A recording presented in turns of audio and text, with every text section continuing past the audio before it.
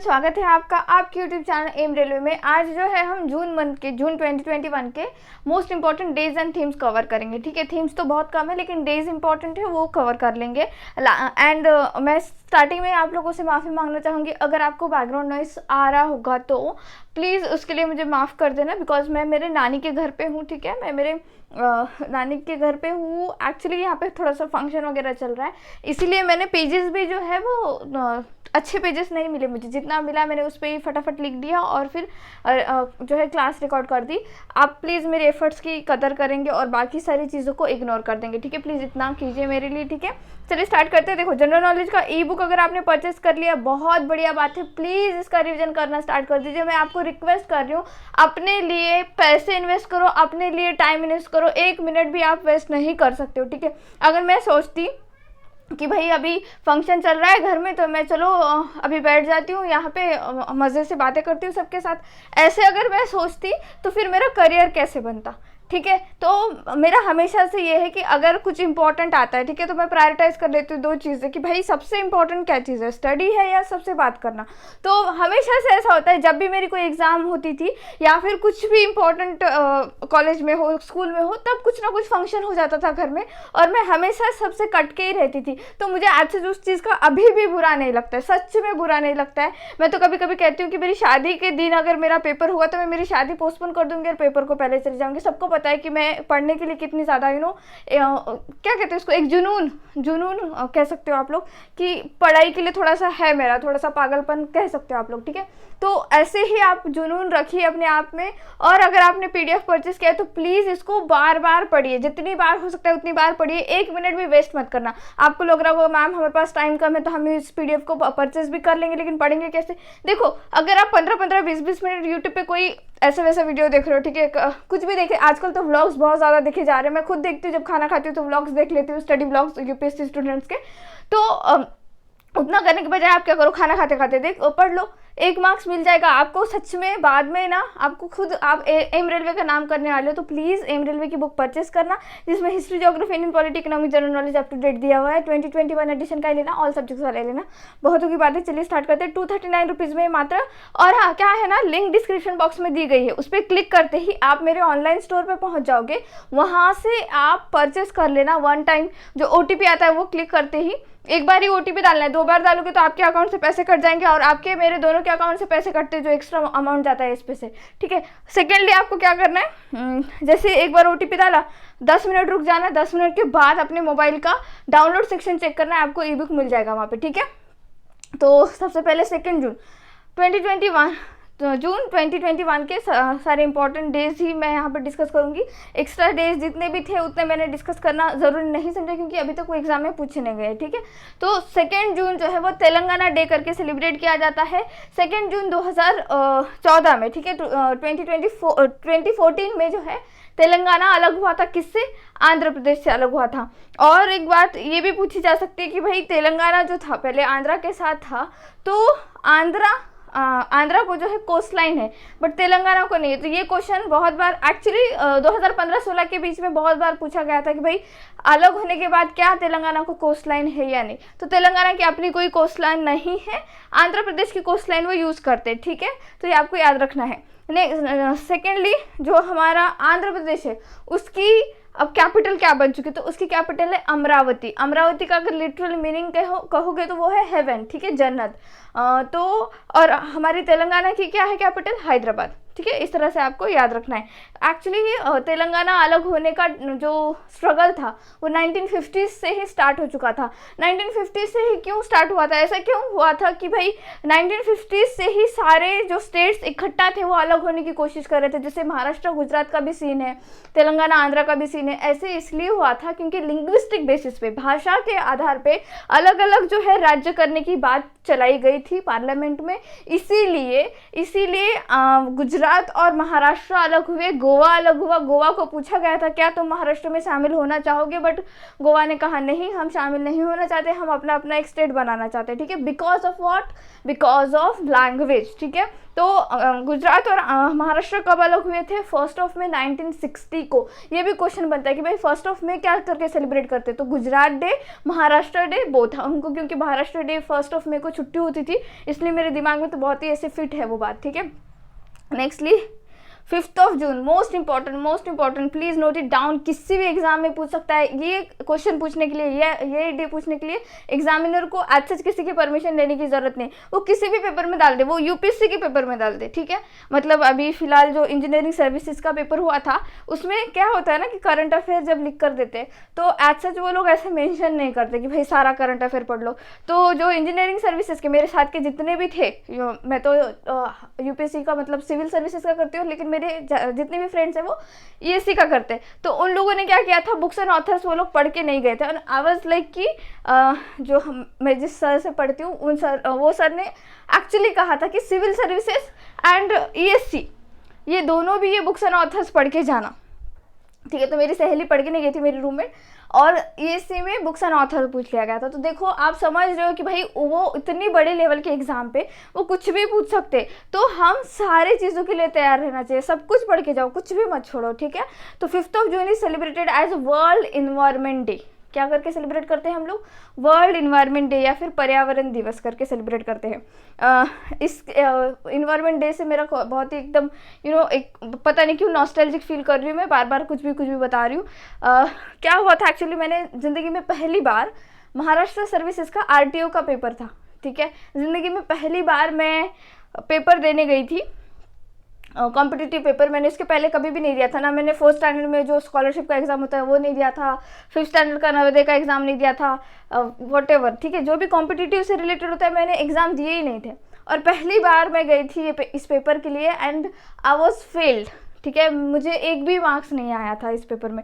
Actually मैं इतना ज़्यादा डर गई थी, मुझे समझ भी नहीं आ रहा था कि कैसे लिखना है, क्या लिखना है, और उस पेपर में 5 जून के बारे में आया था, और आई वाज लाइक कि हाँ ठीक है मुझे ये आता है, 5 जून इज़ वर्ल्ड इन्वायरमेंट डे, तो मैंने उतना ही टिक किया था, ठीक है, मैंने उतना ही टिक किया था, एंड इसीलिए मुझे याद है। और डेज एंड थीम्स, ठीक है, ये ऐसे मैं इसीलिए ये पॉइंट बता रही हूँ आपको बार बार कि भाई डेज एंड थीम्स पूछने के लिए एग्जामिनर को किसी की परमिशन की ज़रूरत नहीं है। ये एक टॉपिक ऐसा है जो आपको 1 मार्क्स दे के जाएगा हर एग्जाम में वो पूछ ही लेता है, जहाँ पे भी जी के आता है। तो 5 June is celebrated as world environment day, and उसकी थीम क्या थी इस साल की? Ecosystem restoration. क्या थी? Ecosystem restoration. हैंड राइटिंग के लिए माफ़ करना, इकोसिस्टम रिस्टोरेशन, ठीक है। नेक्स्ट है 7 June. 7 June is celebrated as world food safety day. इसकी थीम की जरूरत नहीं है, बस इतना याद रखो, वर्ल्ड फूड सेफ्टी डे कब मनाया जाता है? वो 7 जून को मनाया जाता है, ठीक है। नेक्स्ट है 8 जून। ये पूछ लिया था एसएससी जीडी के पेपर में, हाँ एसएससी जीडी के पेपर में 8 जून के बारे में पूछ लिया था कि वर्ल्ड ओशन डे कब मनाया जाता है। तो आपको याद रखना है भाई, वर्ल्ड ओशंस डे जो होता है वो 8 जून को मनाया जाता है, 8 जून को मनाया जाता है, ठीक है। नेक्स्ट है 12 जून। 12 June is world day against child labour, ठीक है। World day against child labour 2015 में जो हमारा सस्टेनेबल डेवलपमेंट गोल, ठीक है, सस्टेनेबल डेवलपमेंट गोल 2015 में एक्सेप्ट किया गया बहुत सारी कंट्रीज़ के द्वारा, ठीक है। और इसमें टोटल 17 गोल है। उस 17 गोल में एक गोल ये भी है कि भाई जो हम लोग चाइल्ड लेबर कंप्लीटली जो है ख़त्म करें, पॉवर्टी ख़त्म करें, इस तरह के पूरे 17 गोल है। मैं आपसे रिक्वेस्ट करूँगी कि आप क्या करना, इस वीडियो ख़त्म होते ही SDG 17 गोल करके गूगल करना, ठीक है। गूगल करके कुछ भी ज़्यादा मत पढ़ना, सीधा इमेज सेक्शन में जाना और इमेज में आपको 17 गोल दिखेंगे, बस उसको एक बार क्लिक करना और एक बार एक सरसरी निगाहों से देख लेना, तो आपको समझ में आ जाएगा। क्योंकि आजकल ना क्वेश्चन क्या बन रहा है, इंजीनियरिंग के पेपर में भी बन चुका था ये क्वेश्चन, मतलब ये जो सेमेस्टर का पेपर होता है ना उसमें भी बना था कि भाई SDG जो है 2015 में जो गोल एक्सेप्ट किया गया दुनिया के द्वारा या फिर वर्ल्ड के द्वारा, तो भाई उसमें कितने गोल्स हैं? 17 गोल है, तो उसमें 7 नंबर का गोल कौन सा है?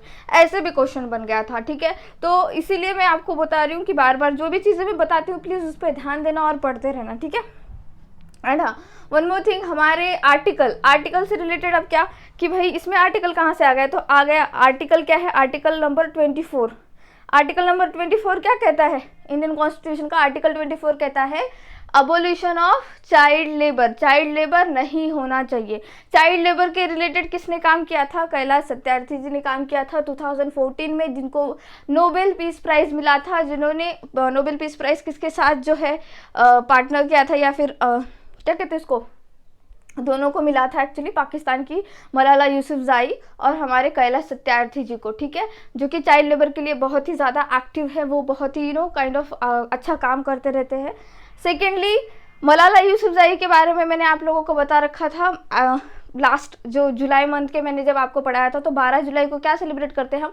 Malala day, Malala day celebrate करते हैं। और मलाला जी ने अभी हाल फिलहाल एक बुक लिखी है वी आर डिस्प्लेस करके, ठीक है, क्या? वी आर डिस्प्लेस, तो ये भी याद रखना है। एंड वन मोर थिंग कि मलाला जी जो है वो यंगेस्ट वन है जिन्होंने नोबेल प्राइज़ जीता है, इसीलिए इनका नाम आपको याद रखना है क्योंकि ये पूछा जा सकता है, ठीक है। नेक्स्ट 20 जून, नेक्स्ट है 21 जून, मोस्ट इंपॉर्टेंट, ये भी बहुत ज़्यादा इंपॉर्टेंट है। 21 June is celebrated as international yoga day. क्या करके? International yoga day. तो देखो, world international yoga day 21 June को सेलिब्रेट करते हैं, और ये सेलिब्रेट किसके द्वारा किया जाता है? तो मिनिस्ट्री ऑफ आयुष के द्वारा किया जाता है। मोस्ट इंपॉर्टेंट है। आजकल ना ये क्वेश्चन कैसे बन रहे हैं, देखो क्वेश्चन कुछ इस तरह से बन रहे हैं, कुछ भी हो जाए, कोई भी स्कीम वगैरह हो या फिर कुछ मूवमेंट वगैरह हो, तो वो लोग डायरेक्ट मूवमेंट के बारे में नहीं पूछ रहे, ये पूछ रहे कि भाई वो कौन सी मिनिस्ट्री के अंडर आता है। जैसे हमारा जो मिड डे मील वाला था क्वेश्चन, ठीक है, तो अभी एनटीपीसी में ही पूछ लिया था, जस्ट एनटीपीसी का सीबीटी 1 में पूछ लिया था कि भाई जो मिड डे मील वाली चीज़ होती है वो कौन से मिनिस्ट्री के अंडर आती है, मतलब वो जो कैंपेन चलता है वो कौन से मिनिस्ट्री के अंडर आता है। और एक क्वेश्चन कुछ तो बना था, मिनिस्ट्री के बारे में ही पूछ लिया गया था, ठीक है। तो आप लोगों ने प्लीज़ ऐसे अगर कुछ पढ़ भी रहे हो आप लोग, ठीक है, तो उसको इंटरलिंक कर लो मिनिस्ट्री के साथ, ठीक है। जैसे अभी मिनिस्ट्री ऑफ आयुष जो है, इसके मिनिस्टर अभी अभी जस्ट चेंज हुए हैं, क्योंकि अभी रिशफलिंग में थोड़ा सा चेंजेस किया गया है। तो सर्बानंदा सोनोवाल जी जो है, ठीक है, श्री सर्बानंदा सोनोवाल जी मिनिस्ट्री ऑफ आयुष के मिनिस्टर बने हैं, और इनको एक कार्यभार जो है ज़्यादा दिया गया है ministry of ports and shipping and waterways का, ठीक है, ministry of ports and shipping and waterways का। तो ये आपको याद रखना है, ये असम से बिलोंग करते हैं।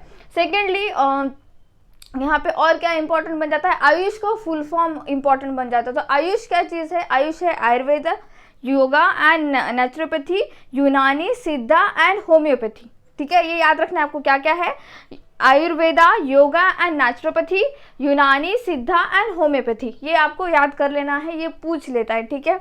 नेक्स्ट क्वेश्चन, नेक्स्ट डे 23 जून इंटरनेशनल ओलंपिक डे। ओलंपिक से रिलेटेड सारा डेटा मैंने इकट्ठा लिख लिया है, जैसे कि मैंने आप लोगों को बताया था कि भाई बुक मैं लिख रही हूँ आप लोगों के लिए, जो मोस्ट इंपॉर्टेंट टॉपिक्स है उसका बुक लिखा जा रहा है। ऑलमोस्ट ख़त्म है, बस 2 दिन में मैं उसको लॉन्च कर दूंगी। बस इतना है कि उसमें हैंड राइटिंग का थोड़ा सा ये जो है आप लोग संभाल लेना, क्योंकि देखो अल्टीमेटली मुझे बहुत फास्ट भी लिखना पड़ रहा है और ज़्यादा डेटा रिसर्च कर करके लिखना पड़ रहा है, ठीक है, इसीलिए थोड़ा सा उसको संभाल लेना, ठीक है। प्लीज़ मेरे एफर्ट्स का ख्याल रखना, कदर करना, क्योंकि देखो उसमें से आपको क्वेश्चन मिलेंगे। जिन लोगों का पढ़ाई नहीं हुआ है, जिन लोगों ने जीके बिल्कुल भी नहीं किया, उन लोगों के लिए मैं वो बुक बना रही हूँ, ठीक है। अगर आप चाहो तो मैं मिसलेनियस टॉपिक्स के भी बुक बनाना चाहूँगी, क्योंकि मुझे ऐसा लग रहा है कि बहुत सारे बच्चे जो है उन लोगों ने नोट्स नहीं बनाए मिसलेनियस टॉपिक्स के। अगर ऐसा कुछ है तो मिसलेनियस टॉपिक्स का भी बता देना कमेंट सेक्शन में, मैं उसके लिए भी बुक बना दूँगी, ठीक है। तो देखो 23 June is celebrated as international Olympic day. Olympic 2020 खत्म हो चुका है। कब स्टार्ट हुआ था? 23 जुलाई को, 8 अगस्त को खत्म हो चुका है। हमारी रैंक क्या है? हमारी रैंक है 48, ठीक है, ओवरऑल नहीं है ये। गोल्ड मेडल के साथ जब हम कंपेयर करते हैं ना, तब हमारी 48 है। अगर हम सारे मेडल को कंसिडर कर ले तो हमारी रैंक है 33, ठीक है, हमारी रैंक है 33 अगर सारे मेडल कंसिडर कर ले, मतलब गोल्ड, सिल्वर और ब्रोंज। अगर सिर्फ गोल्ड कंसिडर करते हैं ना, तब हमारी 48 रैंक है, ये भी याद रखना है। सेकेंडली यहाँ पे हमको क्या याद रखना है, हमने कितने मेडल जीते हैं? हमने मेडल जीते हैं 7। हमने रियो ओलंपिक में कितने जीते थे? 2। तो उसका मतलब हमने कितने जीते हैं? 3 टाइम्स जीते इस बार। तो हमने 7 मेडल जीते हैं, जिसमें गोल्ड मेडल किसने हमको जिता कर दिया है? नीरज चोपड़ा, जेवलिन थ्रोअर, ठीक है। नीरज चोपड़ा कहाँ से बिलोंग करते हैं? हरियाणा से बिलोंग करते हैं। ये क्वेश्चन बन सकता है, तो प्लीज़ याद रखना है। और उनका जो रिकॉर्ड था वो कितना था? 87.58 समथिंग, ठीक है, 87। तो मुझे अच्छे से याद है 87 करके, लेट मी जस्ट एक बार देख ली नहीं, देखो मेरे सामने ही नोट्स है 87.58 मीटर करके, ये आपको याद रखना है, ये क्वेश्चन बनता है क्योंकि भाई गोल्ड है, अल्टीमेटली हमारे लिए बहुत ज़्यादा स्पेशल है। तो नीरज चोपड़ा से रिलेटेड जितने भी इंपॉर्टेंट पॉइंट्स है, जितने भी टोक्यो में इंपॉर्टेंट पॉइंट है, वो सब कुछ आपको याद कर लेना है। और वो कहाँ मिलेगा, डोंट वरी, बुक लिख रही हूँ मैं, वो मिल जाएगा आपको, ठीक है।